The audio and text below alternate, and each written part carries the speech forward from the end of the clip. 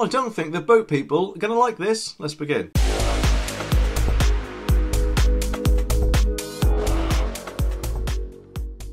Now, there seemed to be quite a lot of fuss, didn't there, when the government announced the Rwanda plan, including from the Labour Party, which, if you think about it, although, yes, it is probably quite typical, it's actually quite strange as well, considering that apparently it's based on an idea from Tony Blair's government. Anyway, then as usual, we got what probably quite a lot were expecting, a lot of lefty lawyers who seem to be more concerned with illegal immigrants' human rights, rather than not only the application process to enter the country, but presumably also the protection of the people in it, because I'm assuming the majority, if not all of these people, don't carry any sort of documents whatsoever, so we've got no way of knowing or verifying their identity at all to carry any sort of police checks. So therefore, who knows what risk, if any, they might actually potentially be. In fact, I'm sure I remember also seeing a video from Nigel Farage when he saw that they were actually throwing their touchscreen mobile phones in the sea, which, I don't know about you, but surely that's not the actions of someone who is desperate for help escaping anything, in my opinion. Well, what a nasty person you must be. Oh, I hate the smug one. Oh, really? Well, let me ask you this.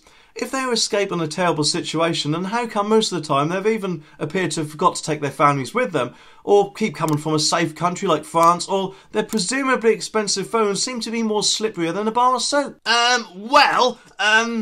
Damn! Anyway, despite the recent rumours, it appears as if the Rwanda plan is actually back on track, if this article from the Daily Express is anything to go by, with the first flight leaving very shortly. Priti Patel's scheme to send asylum seekers to Rwanda is to begin operating within days. A Whitehall source told the Daily Express, "We are cracking ahead with this policy. The first asylum seekers, or legal immigrants as they're otherwise known, we expect to deport to Rwanda will be notified this week." Boris Johnson has warned that the Liberal left lawyers are preparing legal action to try and block the scheme. Meanwhile, Justice Secretary Dominic Raab yesterday promised common sense measures to make it easier to deport foreign offenders as part of a shake-up to the human rights laws to be announced in tomorrow's Queen's speech to Parliament. Well, do you know what? I think a lot of the time it probably actually comes down to getting rid of a lot of EU red tape or laws which shouldn't really apply to us anymore as we're left. Hopefully, though, the contents of the Queen's speech might finally tackle that. Anyway, to be kept up to date, make sure you click that subscribe button down there so you don't miss my next video.